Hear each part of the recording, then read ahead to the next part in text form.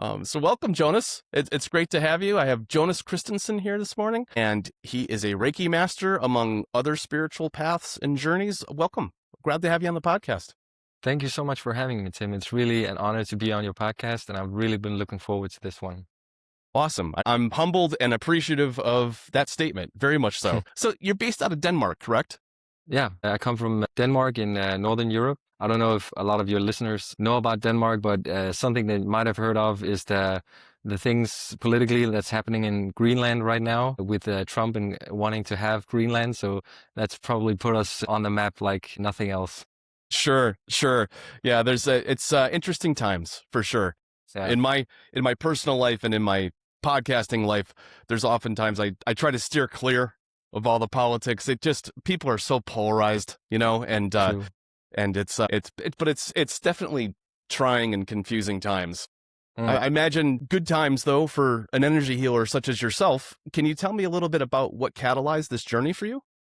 Of course. Well, to start off, I was in my younger age. I wasn't really interested in anything spiritual or religious for that matter. I'm science educated. I have a bachelor's degree in health science and a master's degree in health science as well.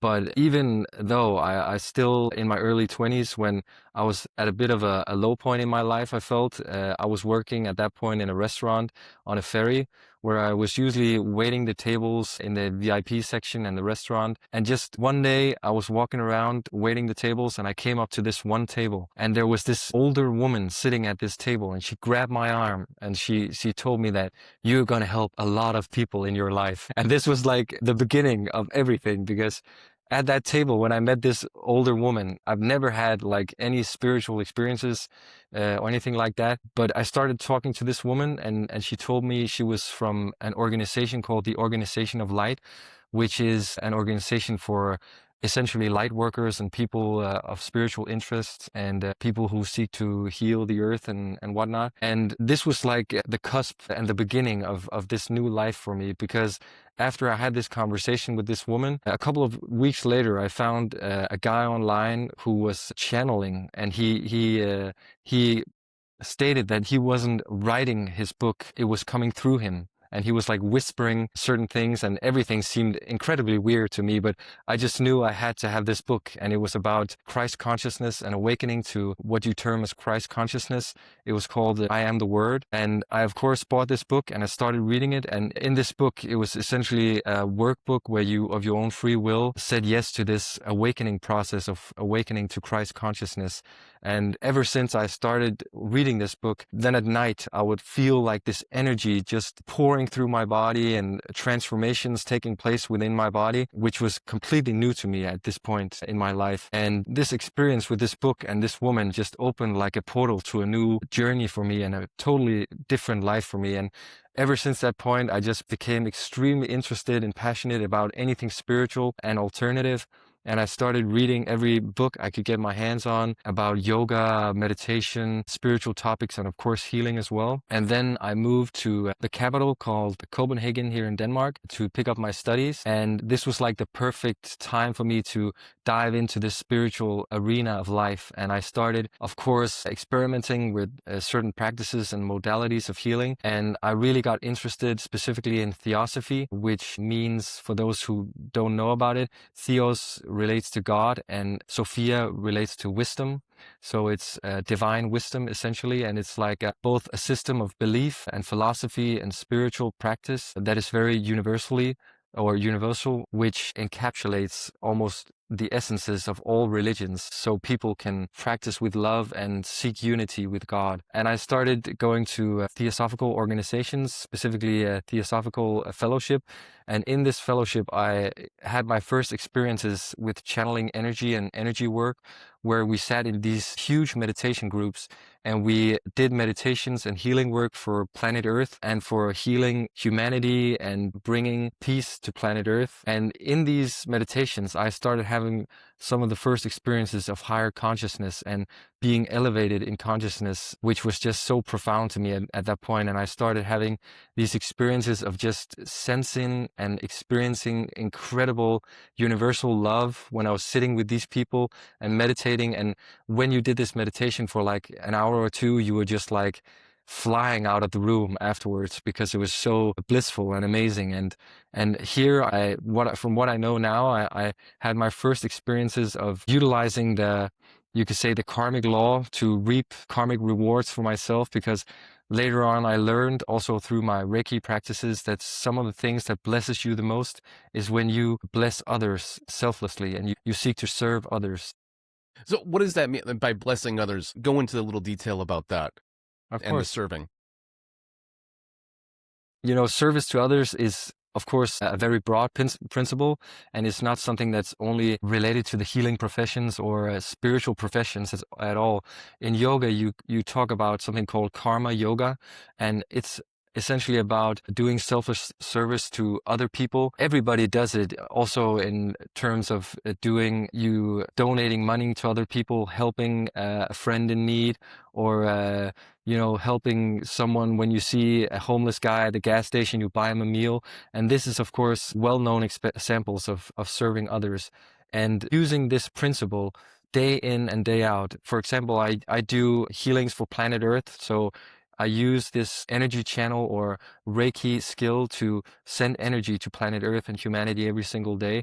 And this is using like a systematized service to others principle, where you do it every single day for several hours a day, and then you really start seeing how it can transform your life. And I recommend everybody start practicing some kind of selfless service in their life. And doing, for example, meditation for planet Earth and humanity is one way to go. And for me, it's just such an easy practice to do every single day. And it's such a good way to lift your own energy and your own consciousness.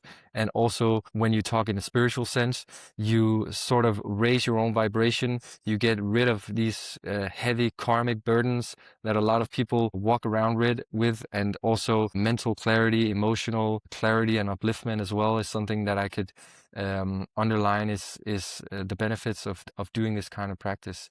Yeah, go ahead. Yeah, that is the challenge of selfless work, right? Oftentimes, as human beings, and I think it's also regional in the sense that there's different parts of the world that think of selflessness in different ways. I know personally in Western society, oftentimes selflessness comes with a caveat, right? There's an expectation of something in return for what you give. And I think pure selflessness and pure giving doesn't have that requirement.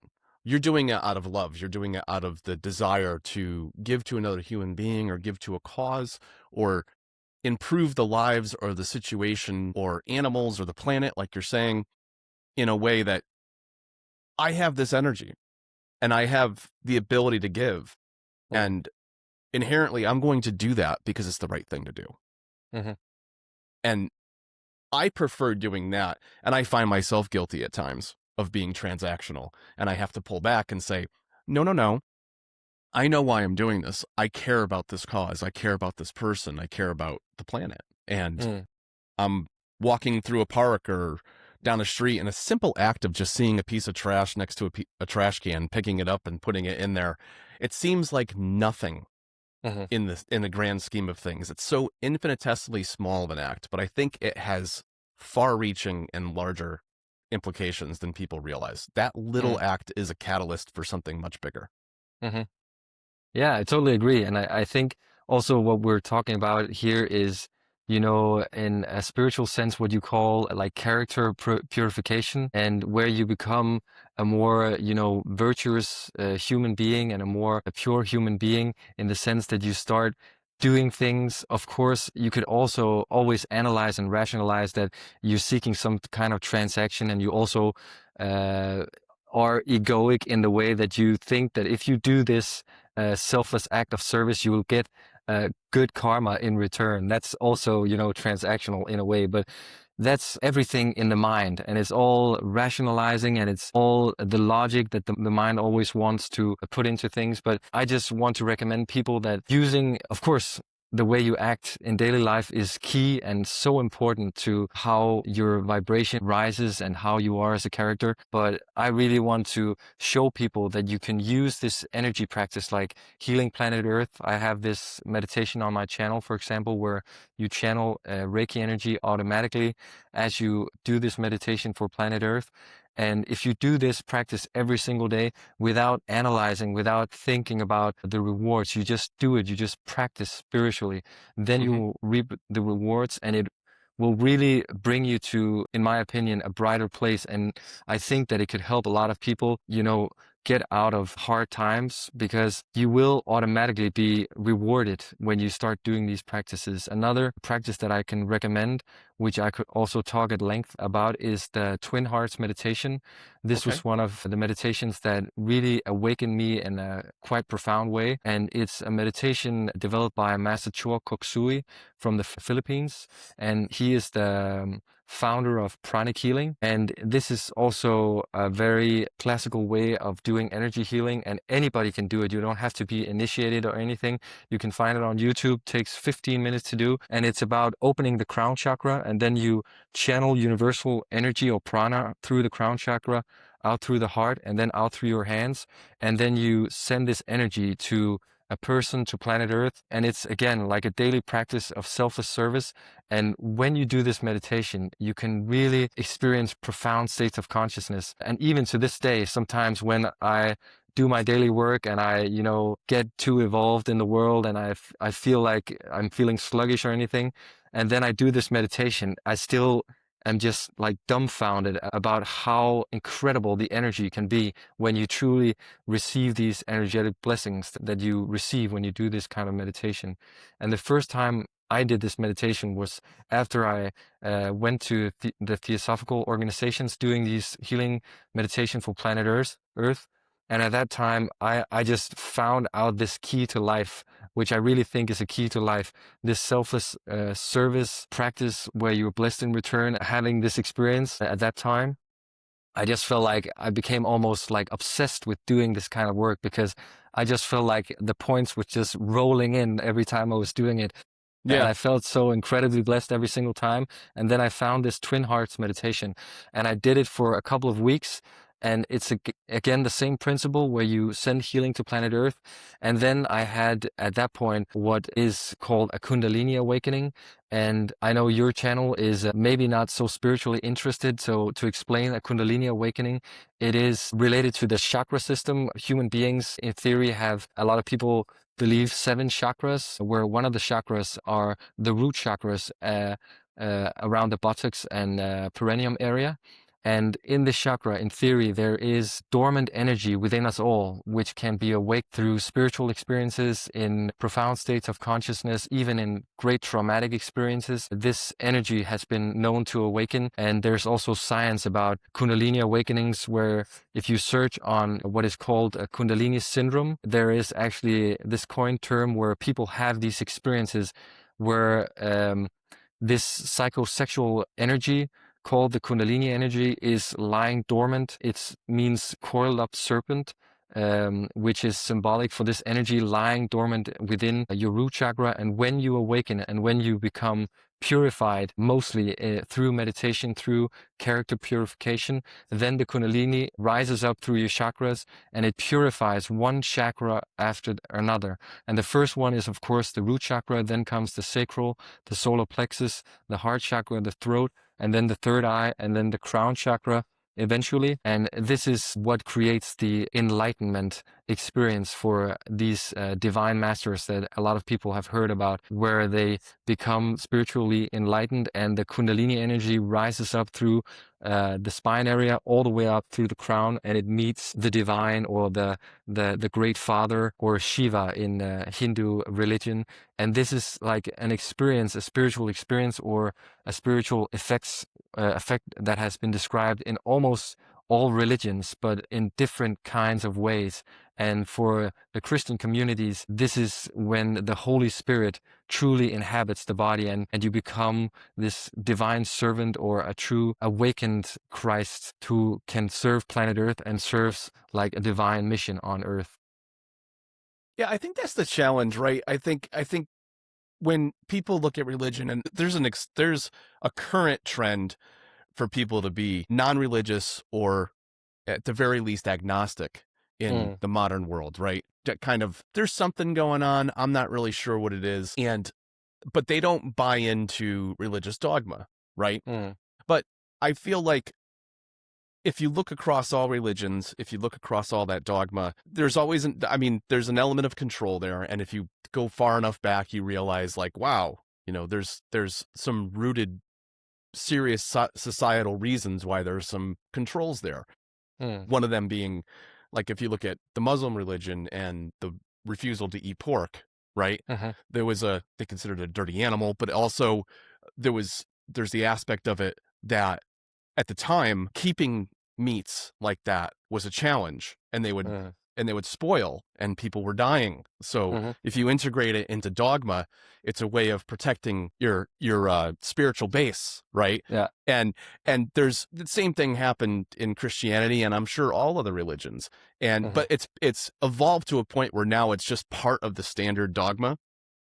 Whereas I think there's a 1,000-foot level in all these religions that there's an underlying theme that conveys a sense of loving of yourself, loving of God, and loving of your fellow man, and all of the creatures, mm, living creatures on this planet and the universe as a whole. I mean, we're all a part of, I believe this at this point in my life, we're all a part of the same thing. mm, And we're part of the universe experiencing itself subjectively. mhm, And it's a gift to forget and come here and reestablish the understanding of who we are and why we exist.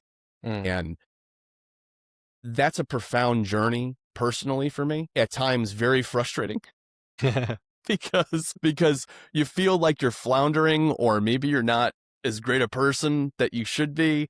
Mm, And that's just part of life, though. I mean, sometimes there's been years that I've been in a grind and mm, doing things that I know I needed to do to take care of the people in my life around me and contribute. And in retrospect, when you look back at it, you're like, no, I was doing the right thing. That's exactly where I should have been. And mm, I'm reading a book right now that talks about the difference between thought and thinking, mhm, and very closely related words, but completely different concepts. Thoughts come into your brain subconsciously, unconsciously, my mind, if I given the right moment, it'll just spin crazy thoughts, just like constantly, like some great stuff, some weird, bizarre things that you just come in and float out. But it's when you start thinking that now you're taking a different perspective. You're not allowing that information to flow. Now you're interpreting it with this body, with this physical thing that's pretty much just a conduit for your eternal spiritual being mm, in my mind's eye. And I think that's where the disconnect happens. Sometimes you trust. I mean, you still have to interpret the thoughts that come through. You can't act on all thoughts. Some thoughts are just insane. But universal consciousness is like, it's everything that exists. So it's Jonas, is fascinating to me, the study of this. You could spend 1,000 lifetimes and probably not get it all. And Yeah. that's the beauty of it. It's an amazing journey. And Mm, I think that took a lot of faith and trust on your part to have this experience, and openness to have this experience where this woman kind of gave you like a shakabuku, right? Just basically like shook you to your spiritual core, and you're like, whoa, what am I doing what I'm supposed to be doing? And yeah. and then to take and change your path at that moment and Mm, decide like, yeah, this is what I've been doing. Nope.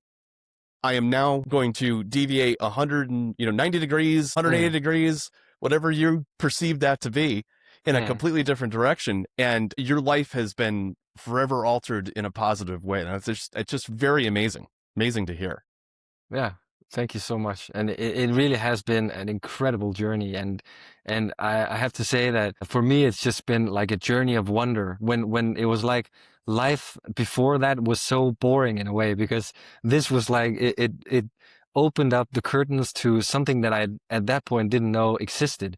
That, like, for example, manifestation and having experiences of synchronicity and getting into all of these states of consciousness where you just feel like I had some fun parties before that, but these experiences in terms of energy was something that I've never felt before.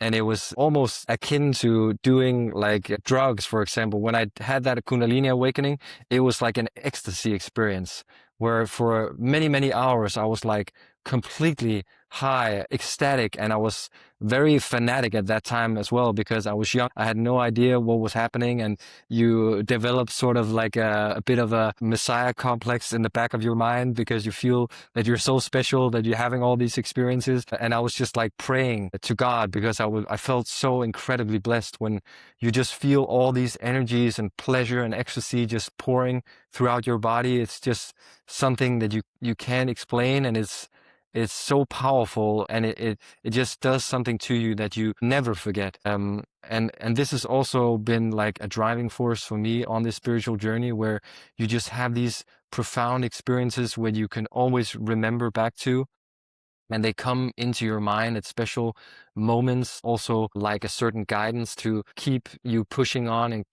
make you keep grinding to help other people and to build something special. Really just hope that I can be both people's healer, people's spiritual guide, and also someone who can show people that you don't have to have a certain label to start experimenting with these things. For example, doing pranic healing or doing Reiki healing or energy therapy for that matter. You don't have to call yourself spiritual or be Christian or Buddhist or whatever. Anybody can do it, and it's completely universal. And universal is the key term because Reiki is also essentially, or at its core, universal life force energy. And it's something that is within all of us, and it's all around us. It's in plants, it's in animals, and it's even in the air that we breathe. And a lot of people know it as chi or prana or mana even, it's called in the older days.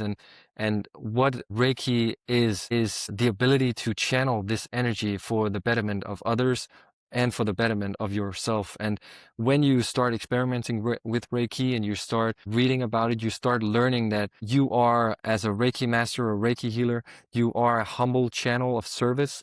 And there is a higher intelligence and a higher divine intelligence at play.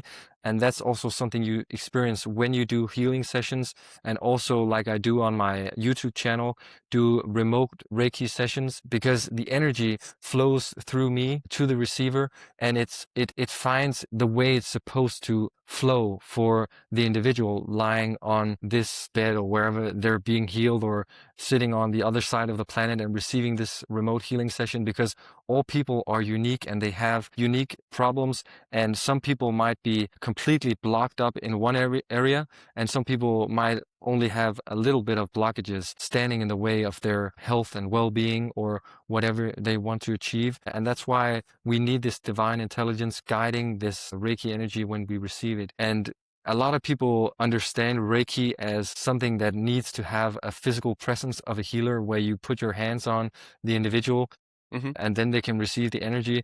But for the people who don't know, I'm here to tell you that Reiki is a non-local phenomenon. And what you can experience on my Reiki channel, Reiki Master Jonas Kristensen on YouTube, is that Reiki that I transmitted for a year, even 2 years ago. When you press play on these videos, you will receive this energy 2 years later, no matter at what time of day you're playing this video, and you can play it over and over and over again. And thousands of people can play the same video and have 1,000 experiences of receiving the same Reiki energy in a unique way. So does personal openness and acceptance of that energy and of that message, is that critical in this process, or is that something that can develop over time as you watch more and more videos? Yeah, I would say it's also something that's unique, because in theory and what you read in the classical traditional Reiki books is that beliefs and belief systems and rejection, you could say, in a certain way, can play a factor in how you receive the energy and how much you can feel and experience the energy. And also something that develops on the spiritual journey and the more you work with Reiki is energy sensitivity. So some people, when they get these videos or receive Reiki healing, they feel it very tangibly and they feel it right away. And there's no doubt in their mind that they have this experience of being healed. They feel lifted up. And then other people might not have this a bit profound experience the first time they do it. But that's why I recommend with all my videos that you use them every single day for at least 30 days to achieve a certain result, because then you allow the Reiki energy to take hold. And if you have a lot of doubts and if you're in disbelief, it might take a few times before you have a certain experience of feeling the energy or experiencing the result of the energy. Because I'm here to tell you that Reiki can really create magnificent results in your life in ways that you couldn't even dream of. Sometimes it's a gradual process, and sometimes, of course, you have these almost miraculous experiences where things just sort of happen.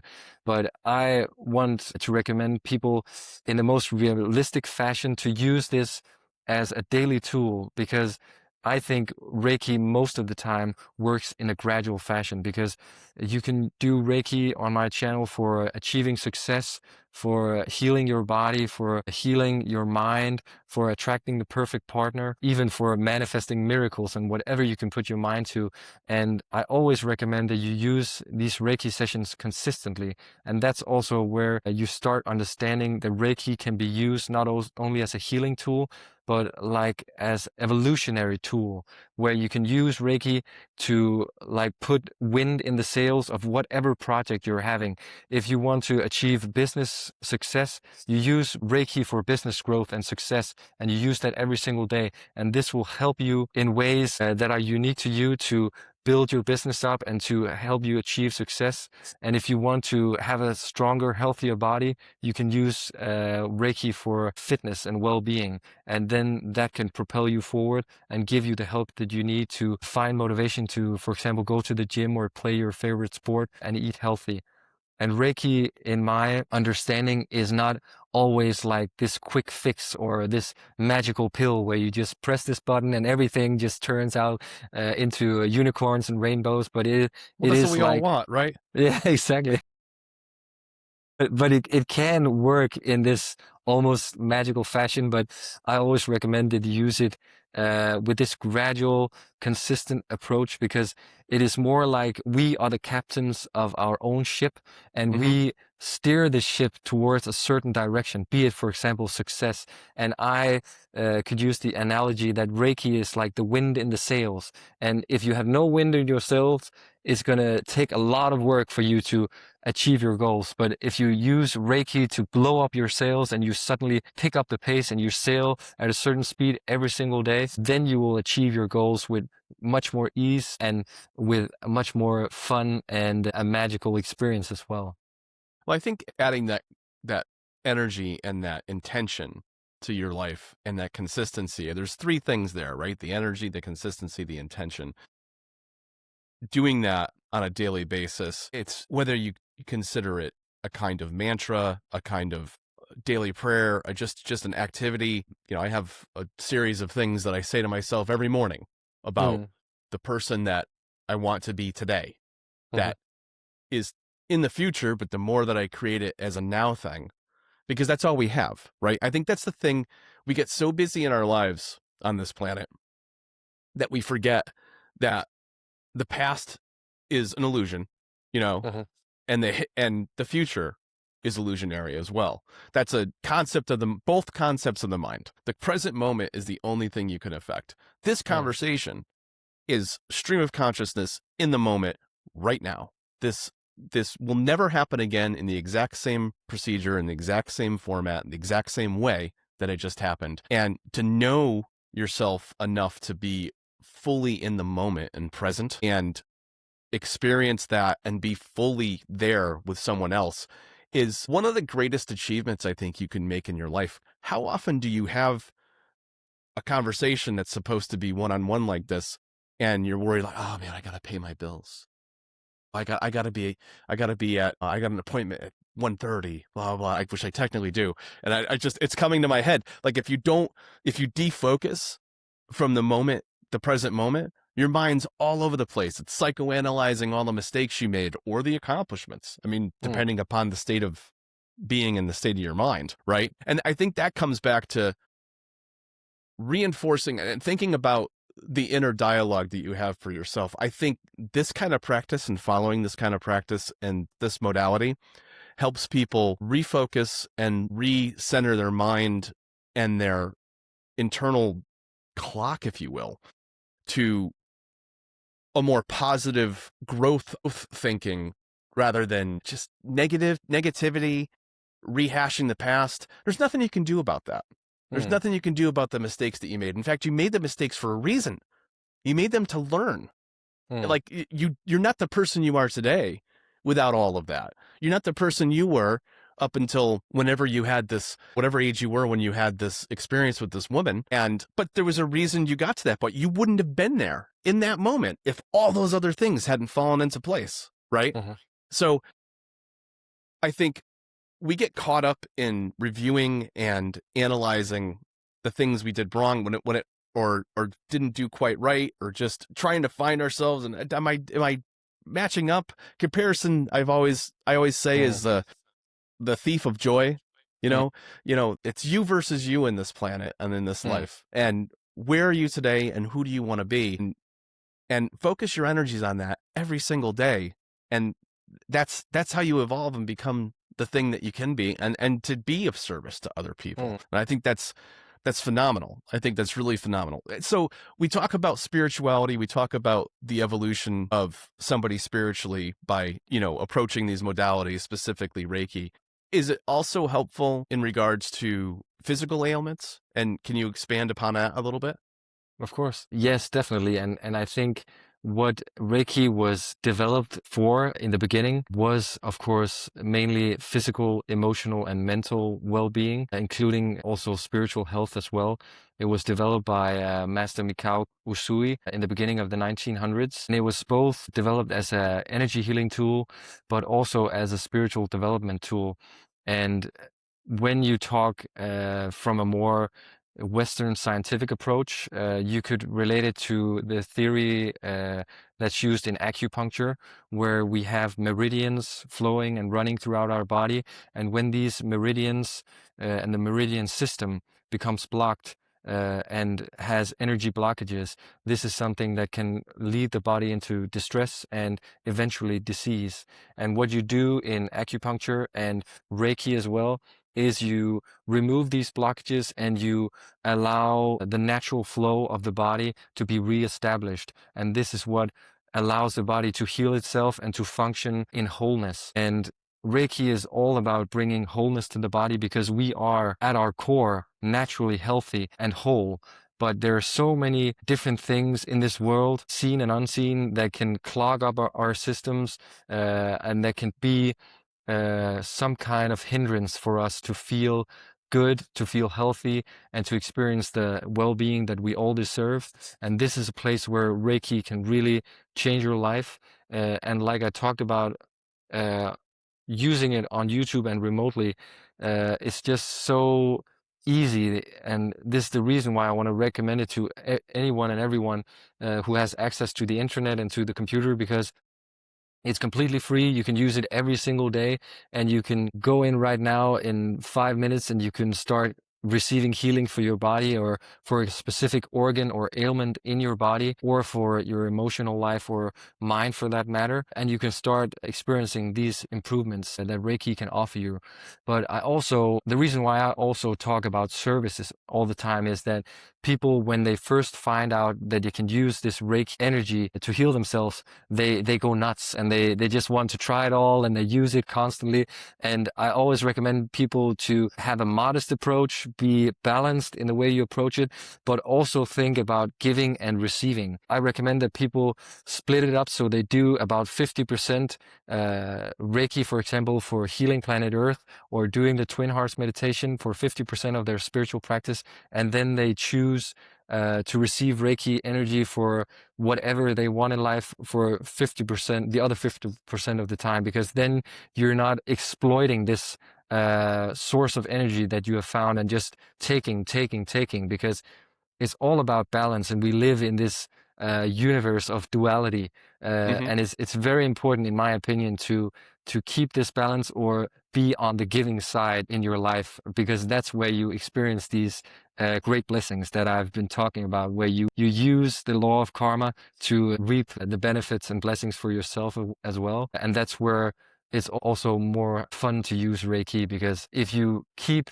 taking and taking, it's exactly the same as in normal life and in Right. the normal principles of life. If you keep taking from other people and never give, that doesn't lead to a good place eventually, I think. Yeah, I think it ultimately, I don't care how much money you have. Mm. Yeah, money does make things a little easier. Okay, having your bills paid A little bit. and like if you have enough excess that you don't have to worry about where your next meal's coming from, that you have a Mm. roof over your head, you can replace your vehicle if you need one, that kind of thing. You can travel wherever you want. But at some point, amassing this pile of wealth and not sharing it with anybody or not giving back in some way creates an empty life.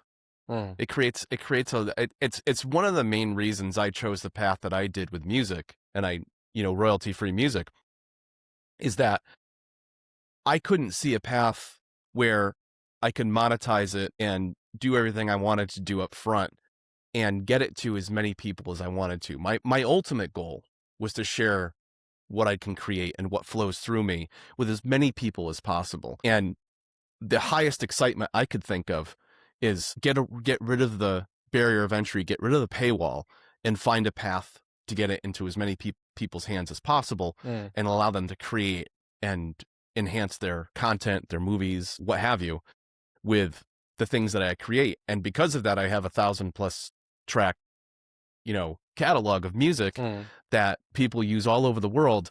And it is the highest excitement I could possibly have as a creator. And it's the reason that I have this podcast. It's the reason I communicate and collaborate with folks like yourself. I try to find a path to collaborative work where I design pieces specifically for what you're trying to do. And it kind of Mm. leads into one of my next questions is, how do you go about finding the right piece for the content that you create? Like what is an ideal piece for the various types of Reiki sessions that you record and put out to the world? In terms of music, Yeah. yeah. For me, I've always used like meditation music and even sleep music as well, because that Mm-hmm. brings people to this, a lot of times, alpha state of consciousness where they're very relaxed, very receptive. And also, I have a hypnosis channel as well, where the deeper you go into these states of consciousness, the more receptive your subconscious becomes for being programmed as well. And programmed is a very sensitive term, but Sure. of course, you have to have pure intentions when you're programming somebody, but it's essentially about your consciousness being receptive to change. And if Mhm. you want to change your consciousness of your own free will, it's just so much better to be in this state of consciousness, because then you feel relaxed, you feel good, you feel receptive to what you're listening to. And that's also what really makes you move much more productively, I think, in using Reiki and hypnosis as well. I've recently started collecting a smattering of books. I read this book, Tuning the Human Biofield, Mm. incorporates vibrational healing. I'm studying these Solfeggio frequencies, so the various chakra frequencies and Nice. everything. And I'm building a body of work this year and beyond that incorporates the various frequencies into the meditation patches. Now, you can just do the tones, but that's kind of Mm. boring. So, Mm. for people like things that flow, not too busy, but they want it to kind of ebb and flow, and kind of, there's a way that you can write pieces and write music that kind of, for me, when I write it and I sit there and I kind of just, zone out to it, if for lack of a better word, Mm. and listening back and doing my mastering process, it's the ones that kind of ebb and flow and feel like they just vibrate all my energy that resonate with me the most. So I decided this year, I'm like, okay, I've heard about Solfeggio frequencies, specific hertz tones and all that. Do you focus on any of those specifically in your Reiki practice? And how do you go about selecting that? I actually had my experiences with all these different tones and frequencies very early on in a certain phase of my Okay. life, but I haven't actually very intentionally used it in my Reiki sessions. But I would love to do more sessions containing these different frequencies, because I really believe that there are incredible powers to be found, both in terms of healing, in terms of manifesting certain results in your life by using specific frequencies, like Hmm. the 111 frequency, and Hmm. also 4x8 frequency as well, and also the Solfuego frequency, or how you pronounce it. Yeah. It's incredibly I don't know powerful. how to pronounce it either. I know the word, and if I'm tearing it apart, somebody will correct me over the year Yeah, no over worries. I'm time. not But sure either. well, as I'm developing these, I'll be sure to share some of them with you and see Yeah, you know how you feel about them, and you're welcome to incorporate it. We could talk offline about it afterwards. that would be great, man. So, if somebody checks out your channel, starts doing some of these practices, starts becoming energized by this Hmm. process, starts feeling better, and then maybe they get the bug, like, and the catalyst. How would they go about starting to study? Well, like, what's the simple way? Because some people be like, I can't stop what I'm doing, and I still have my obligations and everything, but I'd like to Mm. study this on my own in my own time and develop my own practice. You had mentioned earlier that there really isn't a barrier of entry. You can just go and learn and Mm. become this. What would your advice be, having gone down this path and being at the point you are now, to somebody that has explored it a little bit and wants to learn more and wants to give more with it? Yeah, that's a great question. First off, Reiki books can be borrowed at any library, at least in Denmark, and I believe around the world as well. And a lot of people have a barrier, be it that they think spirituality is nonsense, or they think it's too far out and people would laugh at them, whatever. And they also might think that if they take like a Reiki course, they have to become this full-fledged healer or whatever.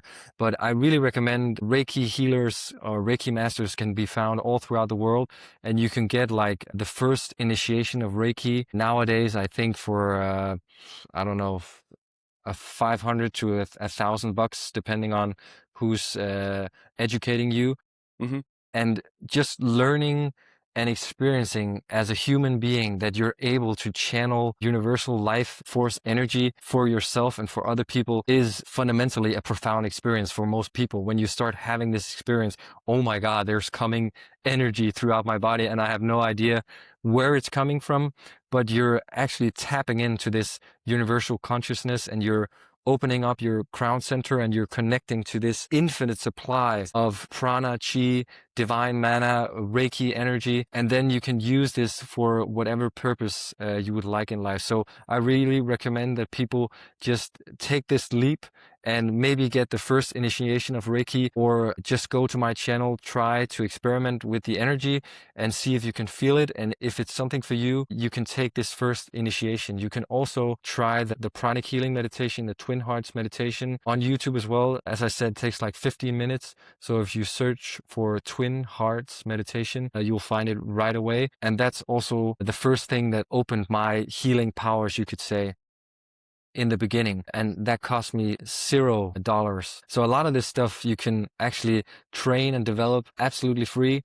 And if you find that you have developed an interest or a passion for it, you can of course take the first Reiki course, or also there's different healing modalities. There's also something called Seihim, and I'm also an integrated energy therapy master instructor, and that's an energy therapy and healing modality developed by a guy called Stefan Thayer. And this is more focused on the violet ray energy and working with angelic energy. And in my experience, this is like a higher frequency energy than Reiki. It at least feels this way. And this was something that I learned not too long ago. And this is also something that helps you really hone in on this divine mission that is dormant within all of us. And I believe that when you start your spiritual path, you are like opening up the egg. And then as you move on this path, when you take your first Reiki initiation, this is only the beginning of an incredible journey that you can walk your entire life of developing yourself spiritually and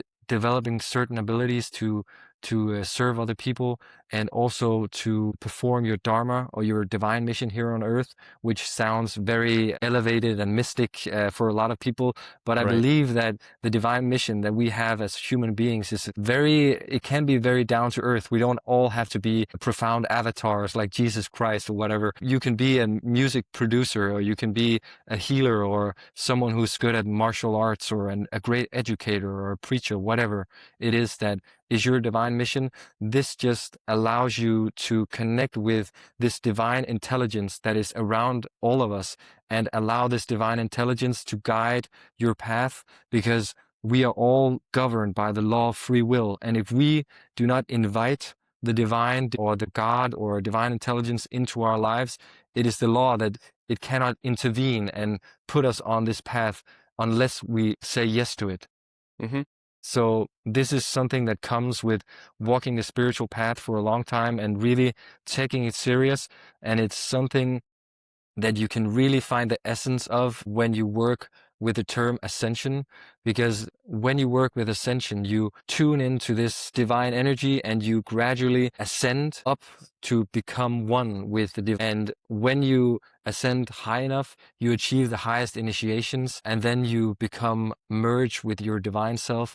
And that is also congruent with what I'm talking about of doing your divine mission here on earth, because then you become a pure servant of the divine. And you could say the divine spark or the Christ has been fully awakened within you.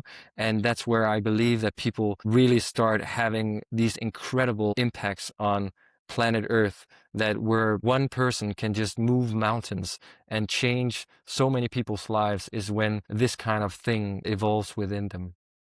It's just a matter of being open to that energy and being open to receiving that message, right? Hmm. Ultimately.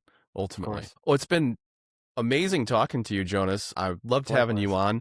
I'd love to collaborate with your content going forward with some music off, like I said, offline. Well, we can continue that conversation. Where can everybody find your content so that they can receive this message and this energy and this healing? Yeah, so I'm very present on all social media, I would say, and I go by the name on YouTube and all my social media, Reiki Master Jonas Kristensen. And I also have a channel called Divine Manifester, which is more about meditation and mantra chanting. And then I have a channel called Hypno Guru, which is about hypnosis. And this is my main channels. And I would love to try out some of your music, and definitely would love to implement it in my music on my channel as well. And I really enjoyed talking to you, Tim, and I really hope that your audience found some use of our conversation. Here, conclusively, I just want to bless you, and I want to bless all your audience. Thank you so much for having me on the podcast. Well, thank you so much for reaching out to me and being a guest. And I look forward to continuing the conversation, Jonas. Thanks for being here. Thank you.